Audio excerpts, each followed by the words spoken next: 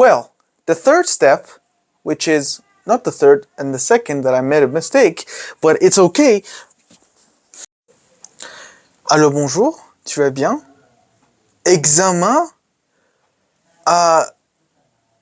J'oublie. No, I forgot. How do you say I forgot in French? J'ai oublié. I remembered. Yeah, let's figure out and learn how to do it together with the rest of the verbs. Ready? Allons-y. Bonjour à tous, welcome here. I hope you're doing well. Back with another video and an important one, because today we're going to talk about Passé Composé, which is kind of similar to the past simple in English, talking about finished actions in the past. Buckle up because it's going to be a little bit tricky, but I'm sure you can do it. Allons-y. J'ai quitté la scène. I left the scene. J'ai pensé à cette vidéo avant. I thought about this video before.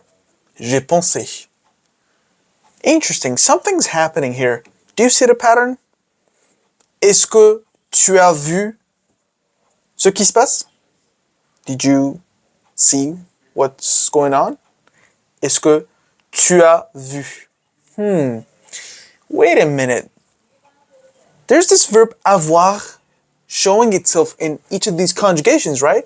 When I say j'ai pensé, j'ai quitté, tu as vu. But what does this have to do with have? Am I talking about possessing something? Well, not quite. In all of the mentioned sentences, we have one thing in common, which is the verb avoir. But wait a second, this is our auxiliary. We're not talking about having something or possessing something. So just like in English where we have auxiliaries for present perfect, like have, for passé composé in French, we also have the auxiliary verb avoir. So it's something that you gotta use it because it's in the structure of the sentence, right? You know, simply put, that's what it means and that's why it's there. So, okay, so far so good. We have pronom, which is the pronoun. Now, be careful. Instead of the pronoun, you could use names. Ali a marché à l'école hier. Ali walked to school yesterday. Ils ont marché à l'école. They walked to school yesterday. Or Jessica et Marie ont dit le secret.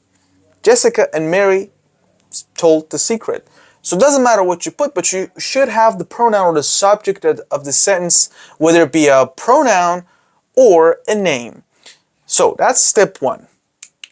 What if we don't know the pronouns in French? Well, no worries. Click right there. You can find the video about the pronouns. Je, tu, il, elle, nous, etc. Well, don't worry about it. I got you. So the second step that you have to know is the avoir or the verb have itself. Well, you got to conjugate it according to the pronoun that you pick. So for example, if you say je, you got to say et, j'ai.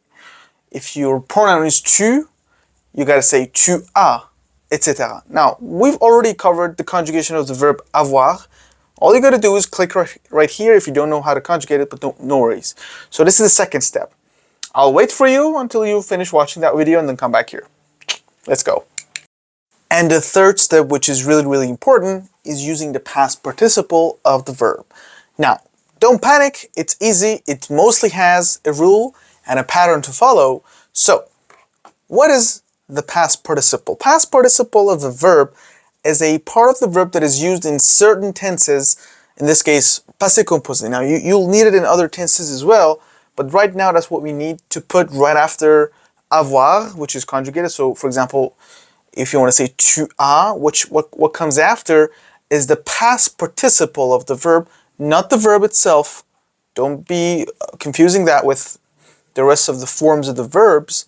So all you got to do is just know the past participle or le participe passé d'un verbe and then put it right after the verb avoir. So, okay, let's go group by group. What's the past participle of the first French groups? What was the first French groups? The verbs that ended in er or er. Par exemple, marcher, parler, manger, etc. All the ones that end in er belong to the first group. Now, it's very easy. finding the past participle of these verbs. Get rid of the R, then put an accent on the E at the end. C'est ça. And actually, fun fact, it has the same pronunciation as the infinitive. So manger and manger have the same pronunciation. So very good. Now if you want to say yesterday, which is hier, yesterday I ate a pizza. That would be hier, j'ai mangé une pizza. Does that sound correct? Sure. If you doubt it, roll back the video, see how it was formulated, and then you can ask me your questions down in the comment section below. Now, actually I have a task for you. Can you say last week, which is la semaine dernière, I spoke Chinese. I spoke Chinese last week. Well, that's random, but can you make the sentence in the comment sections below? I'll be waiting for you. So, that was the past participle of the verbs of the first group. Manger, manger. Marcher, marcher. Parler, parler. I almost help you there, because you're gonna need parler for that example and the bonus example. So, anyways, so let's move on. What about the second group of the verbs in French? The ones that end in ir. Oh, by the way, if you're confused and you don't know what the French groups are, you can click right here. I've explained it before, and that's pretty much it. So, and then come back.